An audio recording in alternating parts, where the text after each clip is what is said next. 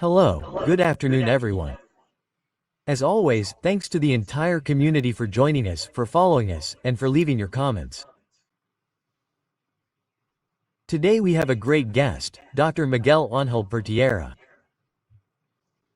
He's going to tell us about his experience. I had a hard time finding him, not because he's hard to find, but because I had a hard time contacting him. But we have a great privilege, and I ask you to please pay attention to this great talk that we're going to have today. So, Doctor, thank you for being here. Thank you, Adriano, for inviting me.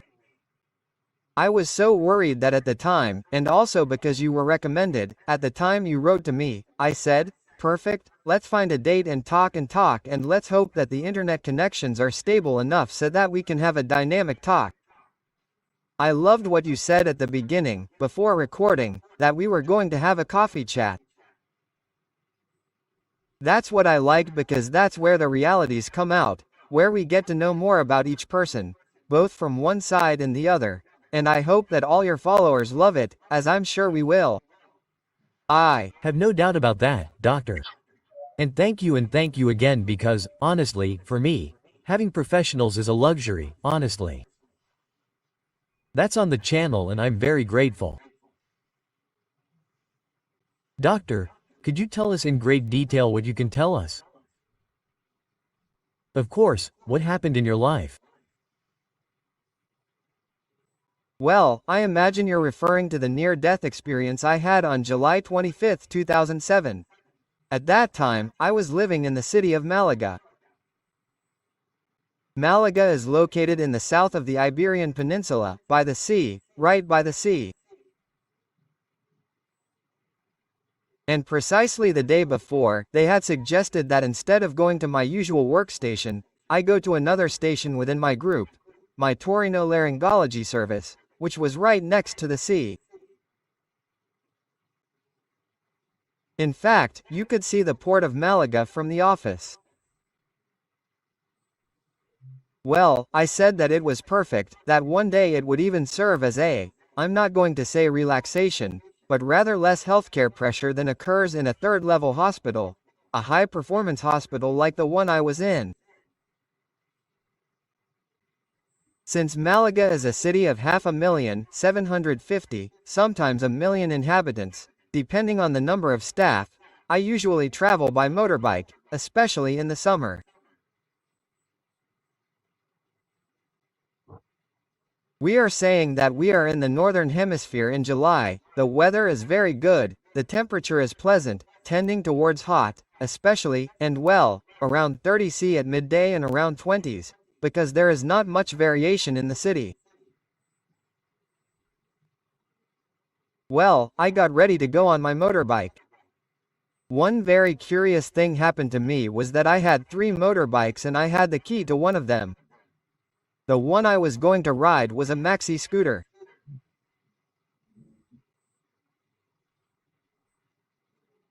A relatively large and tall motorbike, but at the last minute, since the weather was so nice, I decided to take another type of motorbike, a custom motorbike, a motorbike that has more metal, is lower, very comfortable and very pleasant, especially because the wind blows on your arms and legs, and well, thanks to that, and I'll explain later why I do it, I can possibly be here talking to you.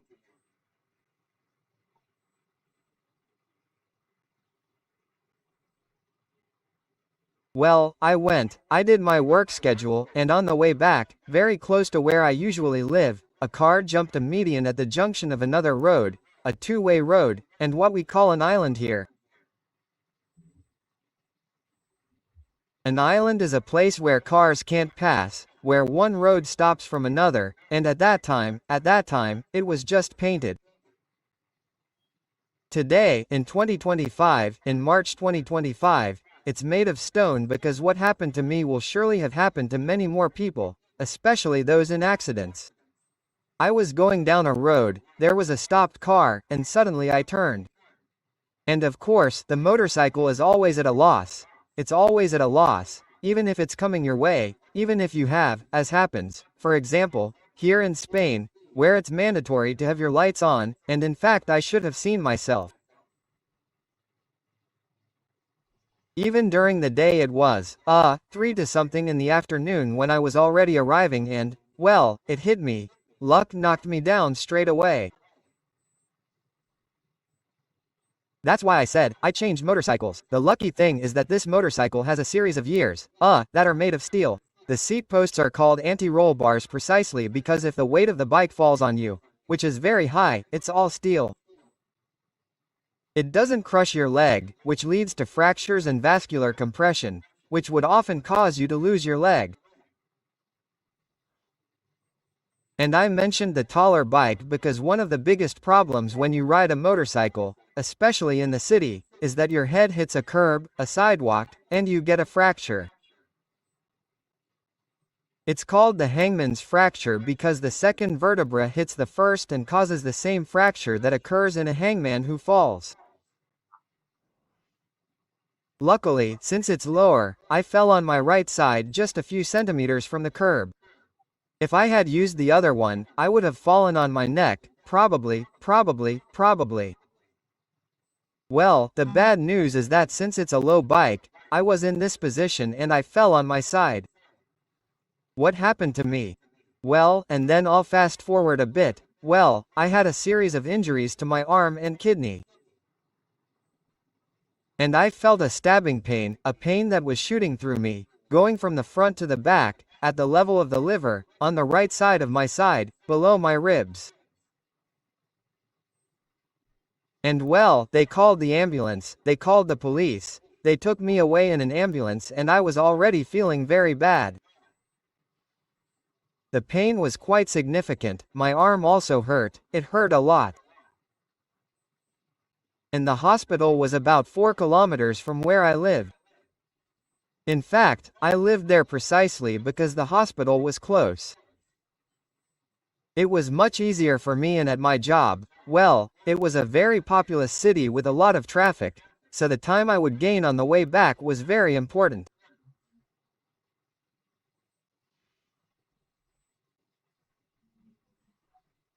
When I was almost there, I was already feeling very bad. I was feeling cold, when we're talking about maybe 31 grams of temperature at noon, and they took me directly to what's called the observation unit, an emergency room.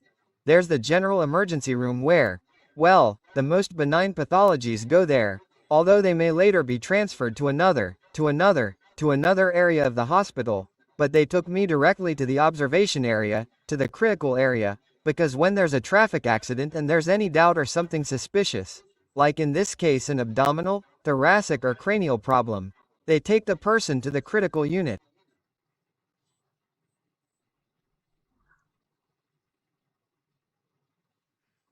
There, as usually happens, all the professionals go over you in unison. In fact, one is in charge of removing your clothes, they even cut them off with scissors, another puts an IV on you, another puts an electrocardiogram on you, another puts a blood pressure monitor on you. I was already feeling, very bad. I felt very bad, with some dizziness and, well, when a little time passed, I noticed that the sound of the pulse oximeter that goes on the finger, on the index finger, in this case the left one, I remember perfectly, well, the one who was in the hospital at that time, when the oxygen saturation was greater than 90 to 95%, which, unfortunately, has become very famous due to, and I know many people understand me, well, it is a very high-pitched sound, it is a very high-pitched whistle. But, when the oxygen saturation drops below 90, the sound gets deeper. I began to hear that deeper sound, although I was not looking at the monitor at that moment. No, I was not watching the monitor, but my general condition. No, it was not a circumstance of feeling very bad. And suddenly the blood pressure monitor took my blood pressure. I remember the blood pressure monitor beeping, looking back to the back area and I saw that the tension had collapsed. That's the last thing. The last thing, I saw that the tension, the maximum, was in 2 digits, so it had collapsed completely. From there, an impressive story begins for me, impressive. And it's like a person who separates a Velcro strip from the other or a cellophane strip or a sticky tape. I don't know what they call it in each place. In a different way, also a duct tape, like the one that separates that glue.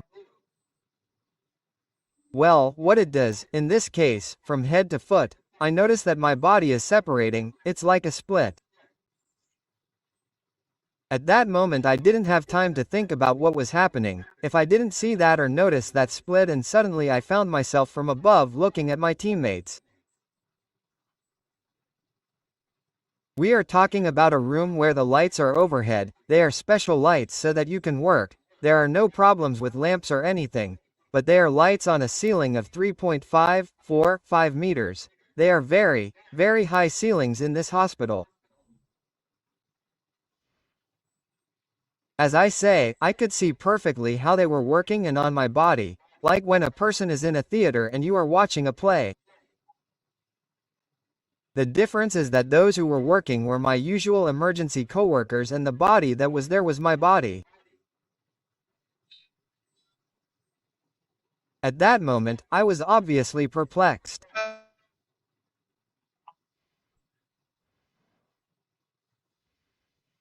I saw a relative come in at that moment, and they were also notified. I saw a relative come in from above. He was saying that I was in a state of familial incarceration and how a certain doctor grabbed him, took him out and took him away.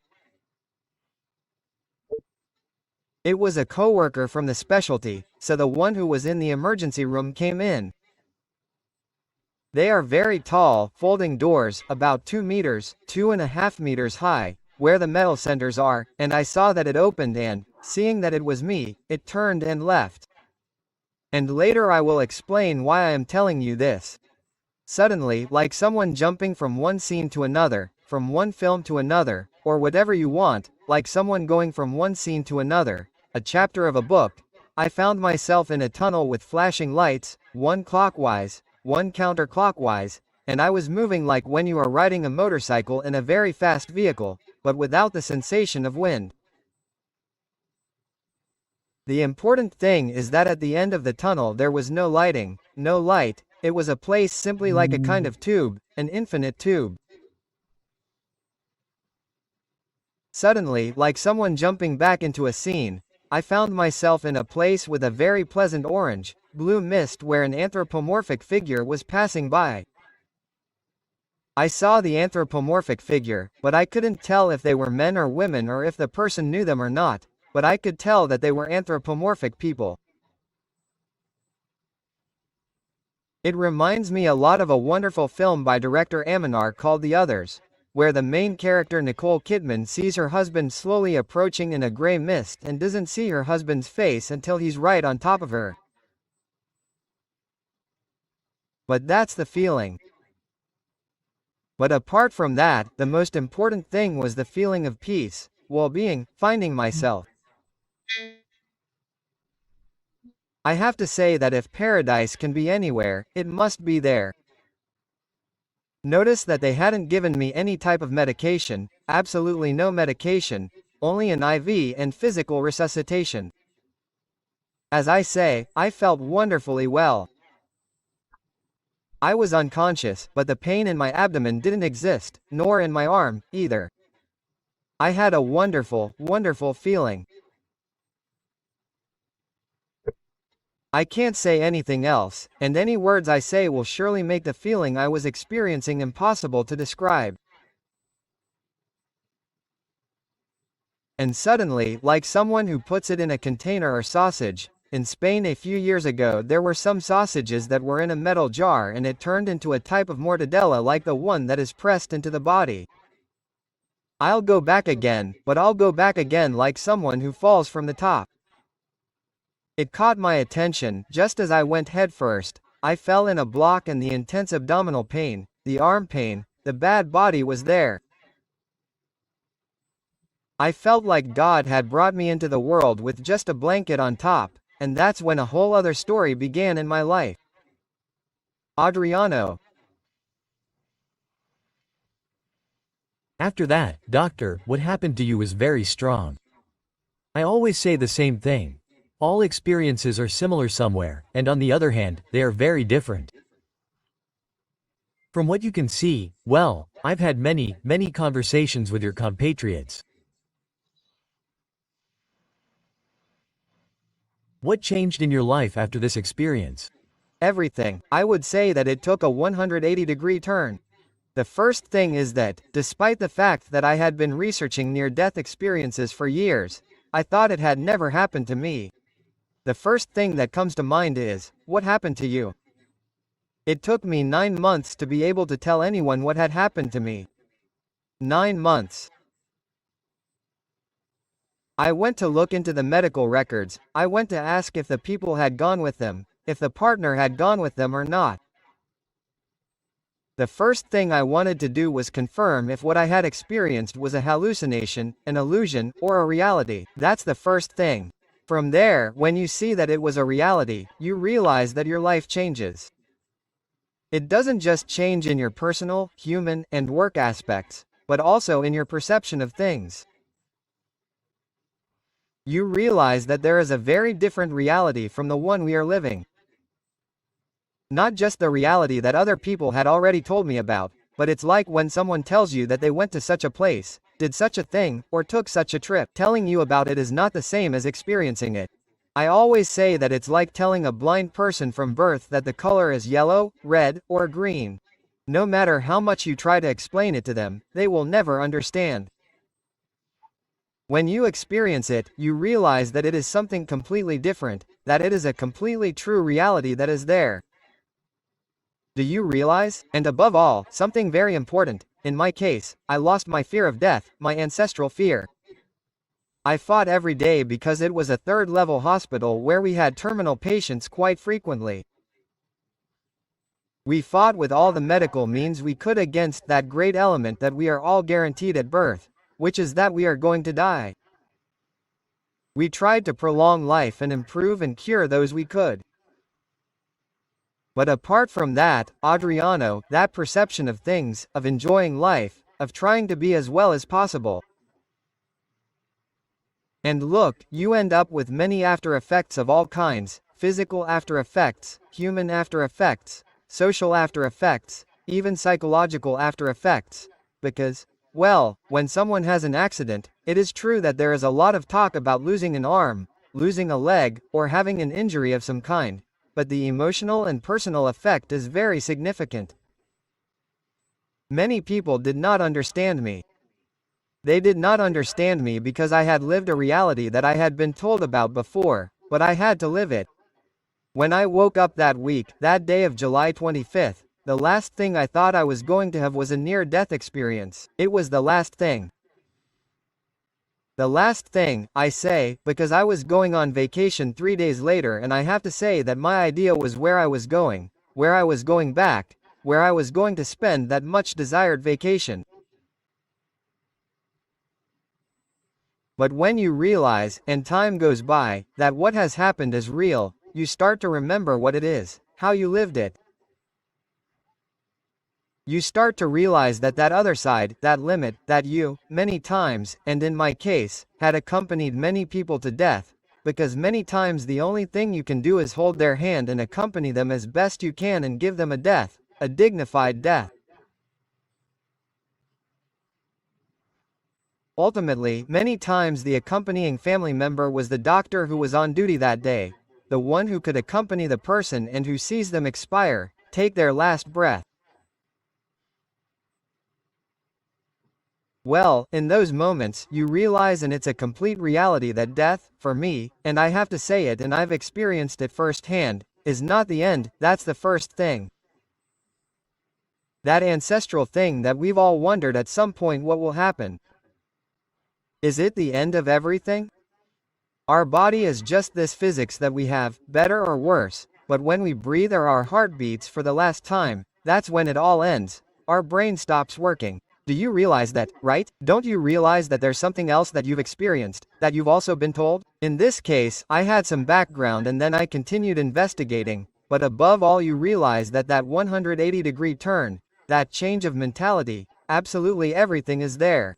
Mind you, knowing that there is something after death does not mean that you do not want to enjoy this life, to enjoy the sensations of this life. But many people think that a person who has had an experience of death, why does not one think about suicide? Quite the opposite. I want to provide a very important area of hope in this because the person realizes that they have to live this life. Each of us has a time. We have an hourglass, nothing more than what we invert when we are born. Each of us has our grains counted, but we must not harvest those grains, or that hourglass before its time.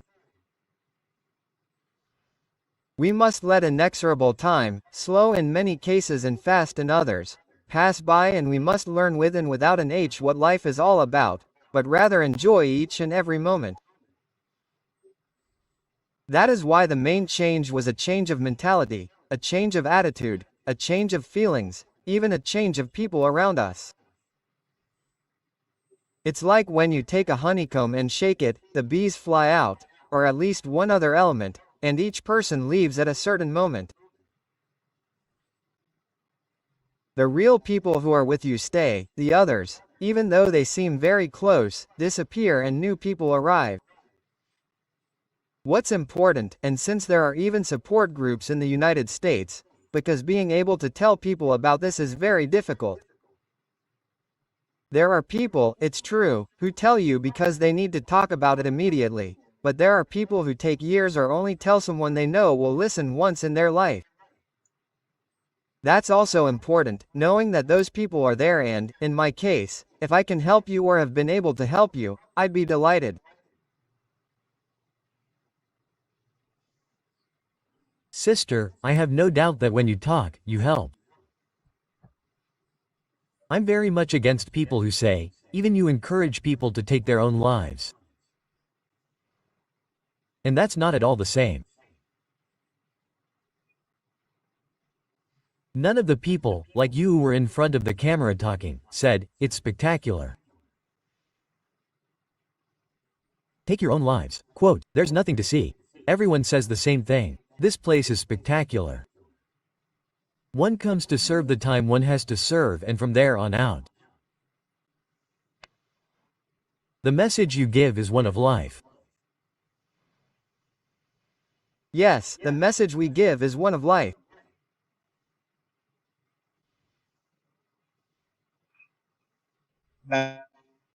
Of life, because apart from believing, thinking, or having the confirmation that there is life after this life, as the book Moody says, life after life, which I say, is evidently there, but life in this life also means enjoying life.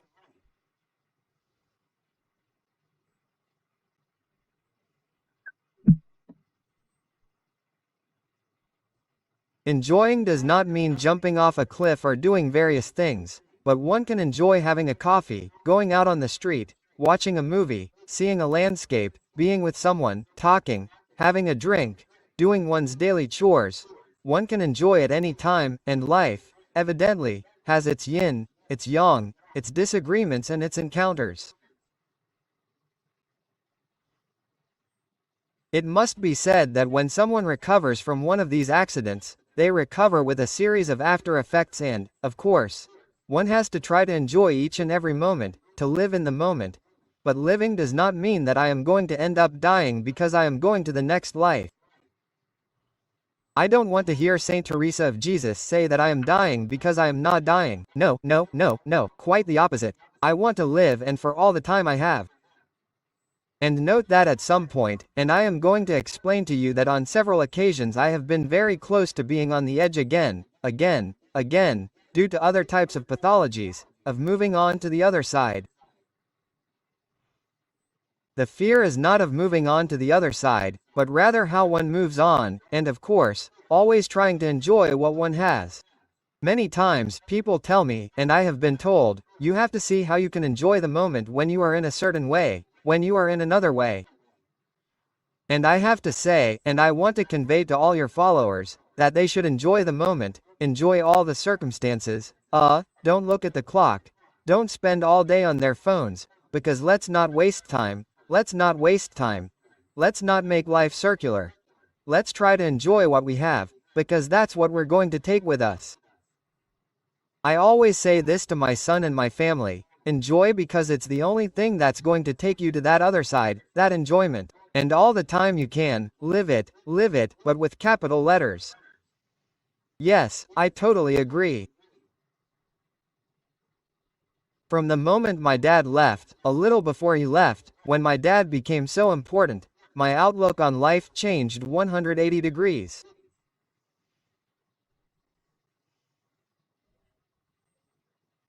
I was also always very family-oriented. My family comes first. But if you don't open your eyes at certain times, you're screwed.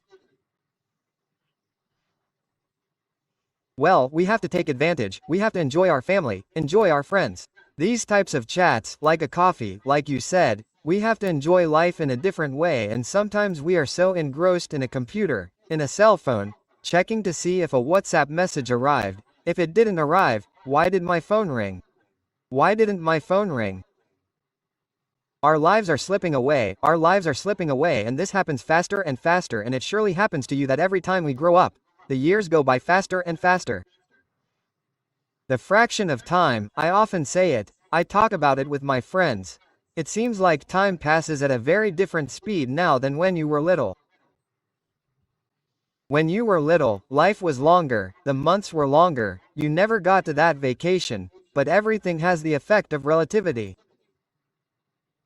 When you try to enjoy yourself, to be well, time gets shorter. It gets shorter because you are enjoying it. What you are saying about WhatsApp or the phone is due to the dopaminergic effect. There are people who need to constantly get high by checking to see if someone has written to them or if they have received a message. That dopaminergic effect can be obtained, well, simply by being in the company of others or by being alone. We also have to learn because many times we don't know how to be alone with the phone turned off, looking at a landscape, watching a movie, for example, or listening to music or listening to anything or reading a book. That is a time when we often lose certain capacities to enjoy the essence of life, and especially, as you said, when an important event occurs. In your case, the issue of your father, in my case, my work was already teaching me that we are very fragile, that human beings are very, very fragile. But when you have a near-death experience, a life that, and you are saying, life could be seen on that edge of the knife, having gone to the other side, having fallen to the other side, having gone to that end. Although we know that there are many times when people encounter beings who tell you that it is not your time, but that my time could have come at that moment and my existence on this planet could have ended there.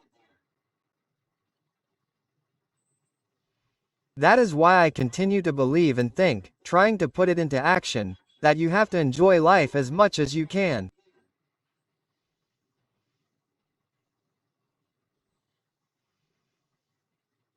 Doctor, and I don't know if it was right away that you told me. You had 9 months of research, but when you talked about it with your colleagues, with scientists, professionals, rationally, what did you see around you?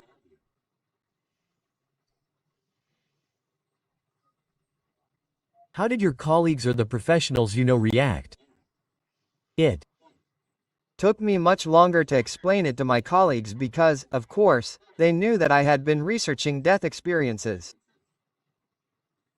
Twice they had taken me into the office of a hospital manager, another time of my hospital boss, asking what I was doing.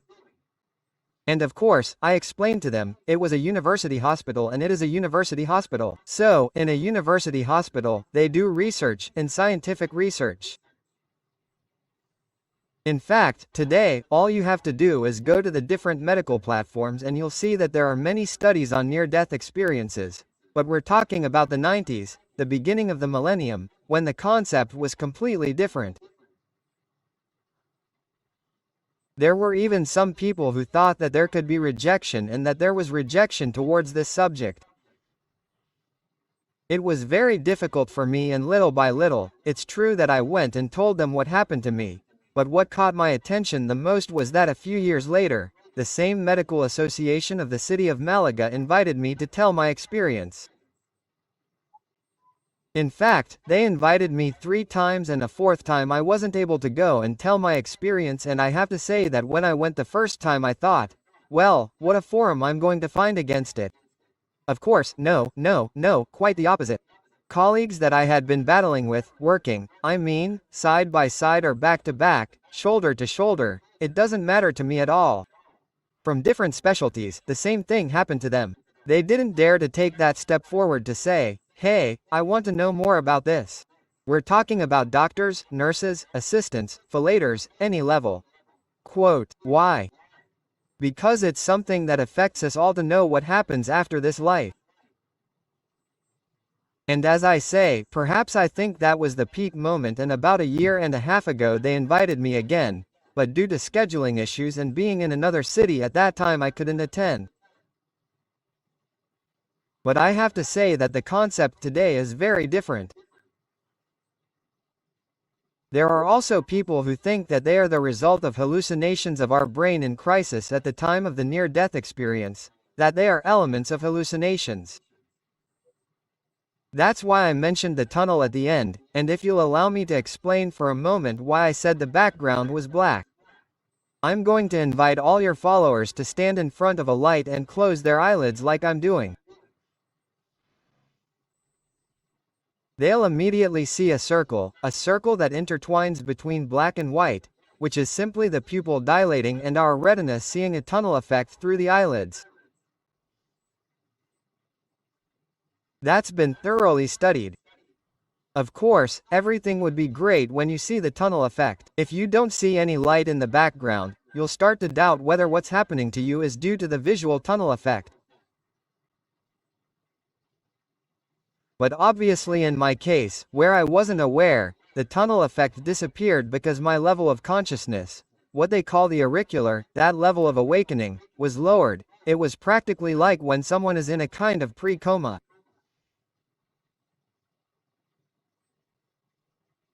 It may actually make some sense, but the visual aspect, the contact of the conscious mind with that NS, wasn't there. He was unconscious, I mean, completely unconscious. So I couldn't say, well, it was because of the tunnel effect. Our brain tries to survive just like our heart or our kidneys. Of course, but it must still be said that we don't know many things about our brain, and we're not going to go into the Lazarus phenomenon where people die. They don't have a clinical death, but they die and come back to life again. But there are even cases of Lazarus phenomena where the person has died and has had near-death experiences, so that already defies any concept that we have of medicine. Even so, we have to continue investigating. There is a change of mentality. There are still those who say that near-death experiences don't exist or that it's a physical phenomenon. Just like unexpected healings, or in some places called miracles, don't exist. There are unexplained healings. Nowadays, I say unexplained, not inexplicable. Maybe in a few years we can, Carla, but there are those types of healings, just like there are near-death experiences. In fact, look, they say that 20% of people, 20% 18, 20%, and this is said by a researcher like Pittman Lomel, one of the best researchers and leading researchers on near-death experiences of people who have a cardiac arrest, a vital phenomenon, because ultimately, the near-death experience is a vital phenomenon of extreme stress on the body. He talks about cardiac arrest due to the heart, and so as a cardiologist you have to specialize in that because, as I say, 20% 18, 20% have near-death experiences. He even has patients with repeated near-death experiences, even up to 3 cases of near-death experiences, so it is something frequent. It has not yet been scientifically determined what is happening, but it is clear. We have a series of data as important as our space-time, our concepts, our physical elements that we know today are broken. Just as Otto's physics or M. Planck's broke Newtonian physics, well, that is really what happens with the experience of approaching death. It breaks the medicine that we know today. Yes, absolutely, absolutely.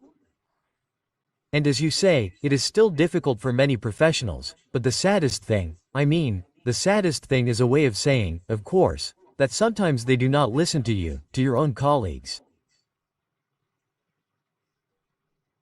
That's the terrible thing, because sometimes you say, well, someone told me, but a colleague, and you said it right. I spent 9 months investigating whether mine was an experience, questioned his own experience. A colleague. Yes, not only Adriano, questioned our experience. We ourselves, the first ones, who continue with the research and, look, I'll tell you 2 studies that I've been doing. One, with Dr. Jose Alonso, at the Risica Hospital, in Murcia, the city of Murcia, which is located in the southeast of the Iberian Peninsula, so that you can focus, and where people I myself underwent an experience, a functional magnetic resonance imaging. What is a functional magnetic resonance imaging? It's a normal resonance imaging where when your brain thinks about something, a series of colors light up. Yellow, red, orange, green, the parts of the brain light up, and it was a fantastic experience that thinking about something real. Then, your brain lights up, thinking about something unreal. In my case, I thought I was going to read about Easter, a place I would love to go to, but I haven't been, but obviously I've seen so many photos that I can see, and another series of events from another area of my brain came on, and I thought about my near-death experience. When they were compared, it was exactly 2 hours and 9 minutes, being in an MRI machine. I invite someone who is wearing an MRI mask around their neck that you can't even move. 2 hours and 9 minutes. I mean, that's what it was. It was an act of faith, right? It was an act of faith. Well, yes, because we did it in one go. I was wondering, I say, yes, keep going, because first you have to calibrate, which is not as easy as they say. First you have to calibrate because each brain, although it generally works in a different way, but human beings each work in a different way. And the conclusion that was drawn is that the real experience and the near-death experience could practically overlap with each other. What was happening was that imagining Easter, only my parietal and temporal lobes had lit up a little bit. But in a second study that I developed on a technique called a flow headband, which is a headband that you put on your forehead, and what you measure is brain activity, the activity of the cerebral hemispheres and the activity of the brain waves. And well, doing something similar, I don't want to go into too much detail because otherwise it would be more complicated, is that when you remember the near-death experience, what your brain does, and that cannot be rigged, right? You can't trick it. It's about remembering, recalling those gamma waves that are known to be the memory waves, where your main important memories are there, they emerge to the outside. That's no matter how much you want it to be. In fact, we've done tests with people who fabricate, who lie. Fabricating is because you're telling a reality. What happens is, for example, the person who drinks a lot, who gets drunk and says, I know I've been at this point and I've woken up at this point, but in between I'm going to make it up. For example, there's a disease called Berne-Korsakoff, where what they do is fabricate and lie. Look, if it's daytime now, I'll say it's nighttime, or if it's nighttime, I'll say it's daytime, or if it's summer, I'll say it's winter. That's lying. So, you can even see that there's high activity in both the cerebral hemispheres, especially the left hemisphere, and especially also the beta waves, the wave that we need to be awake to lie. When we watch a movie where someone is being interrogated and they're lying, the person needs to be attentive, and that's what we can see. We can see when a person is telling you about their near-death experience. Suddenly, that type of wave starts to emerge. In fact, many times, all the waves they create a kind of sinusoidal, a kind of wave where, in the end, that wave, that gas wave, emerges even more. And then, you can already have specific data that the person is dwelling on, recalling a reality for that. Well, it is always necessary to say because of course, there will always be someone saying what the reality is because of course, in philosophical terms, one person's reality is different from another. It must be said that the person who has experienced it, the near-death experience, is real. Well, both at a neuropsychological or radiological level, such as functional magnetic resonance imaging with the little lights, and at a cerebral level. Therefore, the most logical thing is to think that there is a reality there. We have to continue investigating. We cannot stop there. As more technology fails, as more possibilities emerge, we will say, this has been left alone. But obviously we have to work with what we have, and today we have many indications to confirm that what the person experiences in the near-death experience is completely real. Yes, absolutely.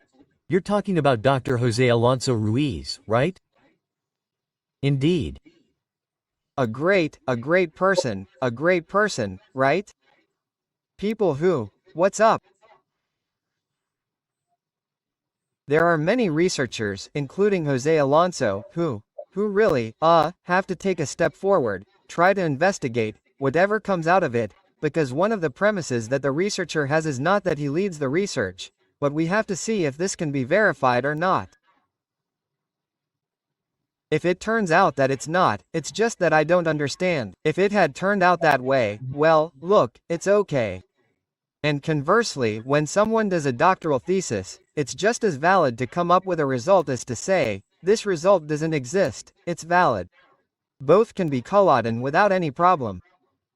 In this case, the cause was that the near-death experience is real in one way or another. So, all that, plus all the witnesses, plus everything that is being told, plus things that are hidden from our consciousness, like, look, there is a case of a researcher named Bruce Grayson, who was one of those people who did not believe that, who were totally skeptical, until a patient of his went to the intensive care unit, that ICU, well, the next day he goes in. And one of the things he asks the patient is if the red tomato stain on the gown had been cleaned by the patient. When I saw her the day before, she was in a coma, she was in an induced coma. Due to some pathologies that she had. Bruce Grayson tells it, no, I am not making anything up. And it turns out that, evidently, he had eaten in the hospital cafeteria and had stained his gown with spaghetti and macaroni. It had fallen on him. And when he went to see this patient, there was a stain on the gown, and he had to put it in the wash, sure. And I'm simply telling you about a very specific case, and I would say it's anecdotal, but there are cases, Adriano, for example. I have collected cases of patients who, while in the ICU, with sleepy due to medication, intubated, so disconnected from their senses. And two cases, one, in Malaga capital, we are talking about the south of the Iberian Peninsula, and another in Barcelona, northeast of the Iberian Peninsula, 100 kilometers away, one of the cities furthest from Malaga. Two people who do not know each other at all, and one tells the same story. In fact, we were able to learn about the case at a meeting, where we were sharing things that had happened, near-death experiences, and they both tell the same thing. When these people who are in the ICU wake up, in my case, they ask me what had happened to a colleague who had fainted when we were going to do a tracheotomy on his neck, precisely so that he could breathe.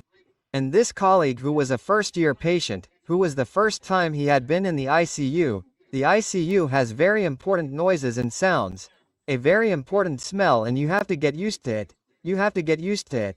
That person suffered a vasovagal reaction, a vasovagal 5P, he fainted. And one of the things this person asks you when weeks have gone by and he is on the floor is, "How's your colleague?" I was amazed. I didn't remember the patient or anything. He was asleep, the tracheotomy had done it, but of course, when they give you the history, it grabs your attention and you take note of the case, because of course, it says that he was asleep, intubated, with his eyes covered, with IVs everywhere. You see what the person looks like, you even describe him physically. That caught my attention.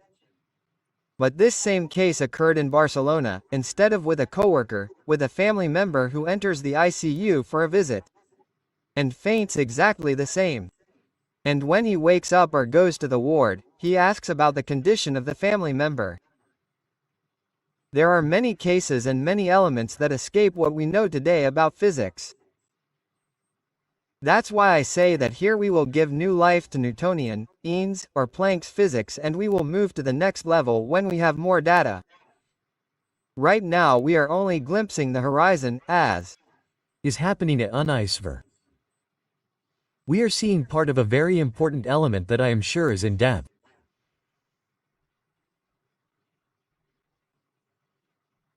No, I have no doubt, and it is spectacular. Day by day, these people who start talking and start telling these anecdotes like you tell them, and they leave you amazed, honestly, and at certain times it is impossible not to believe, right? Because if you don't believe anymore, it is because you are completely closed off and you are not interested in believing. I always tell the same anecdote and I'll leave it, doctor, because I know you're in a hurry. You're in a hurry. Sorry if that's a bad expression in Spain.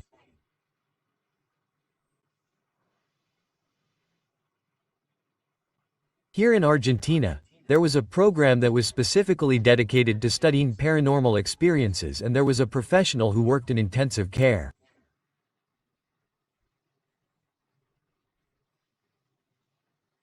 And well, he says that Fridays are the day when at least the most people die in his hospital.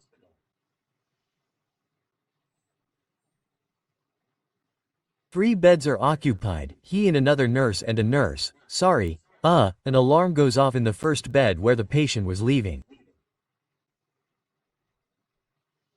They go to attend to him, the third one starts to sound. Well, they separate to make it short. They can save the one in bed, the one in bed 1 dies. They save the one in bed 3.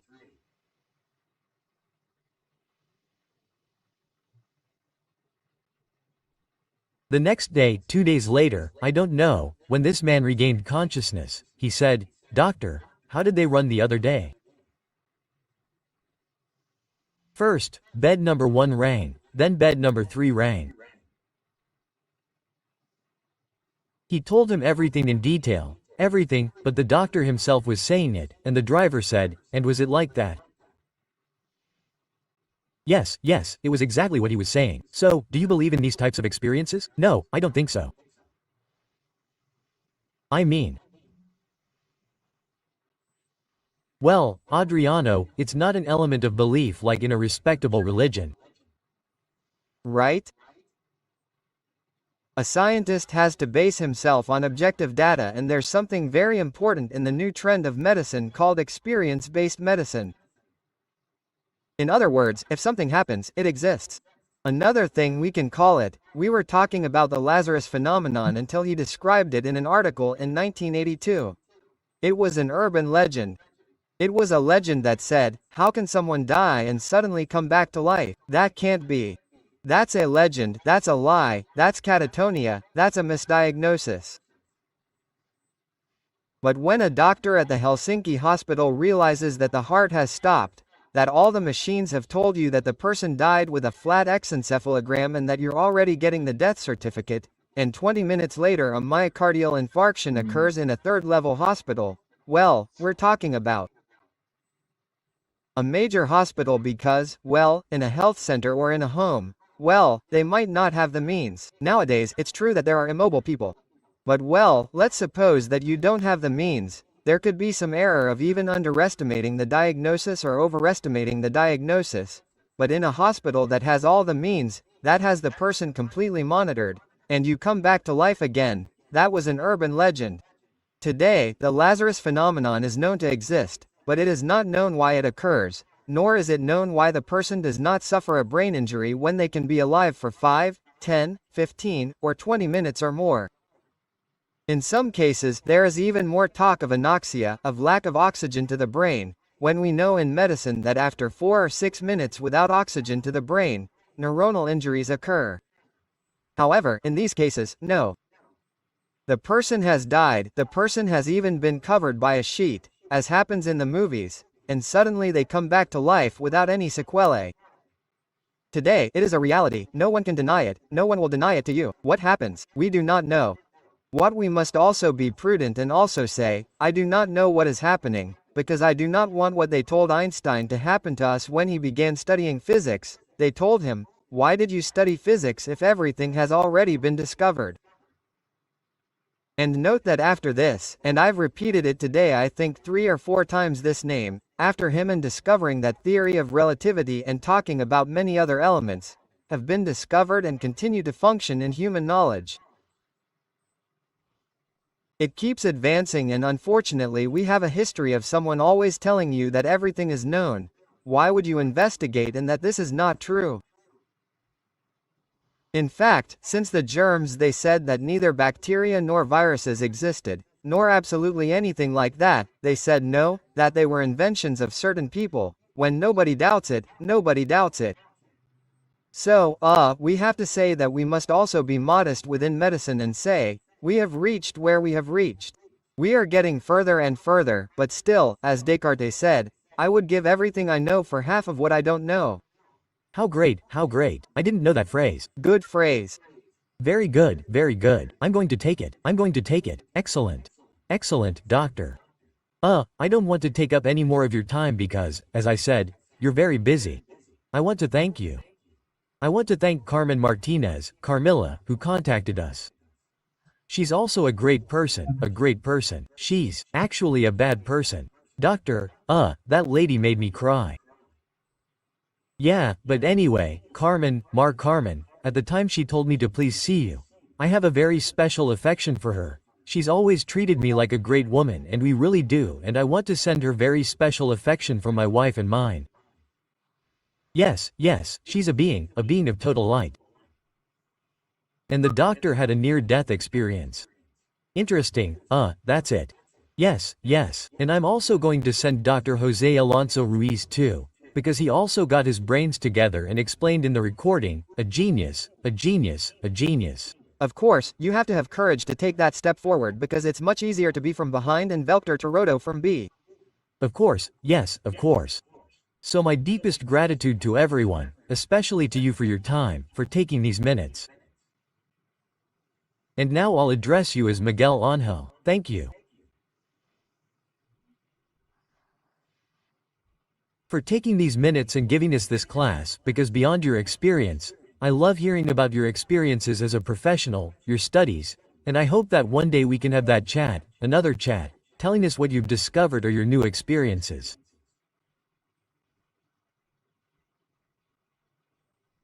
I hope we can have you back now, doctor. Thank you very much. And well, it's been a real pleasure for you to honor our channel with your presence. Seriously, thank you very much, Adriano, for your words. And, truly, I'm delighted to be able to help someone. Or if someone has found this research useful, which I've been doing for many years now, and which I'm going to continue doing as long as I can. And that's good, that little by little we are trying to communicate and say that, after this life, there is surely something different, but that it doesn't end there. No doubt. And to everyone in the community, everyone who watches this video, thank you very much for joining us. Share this video because it's impressive. The truth is that listening to the doctors is wonderful.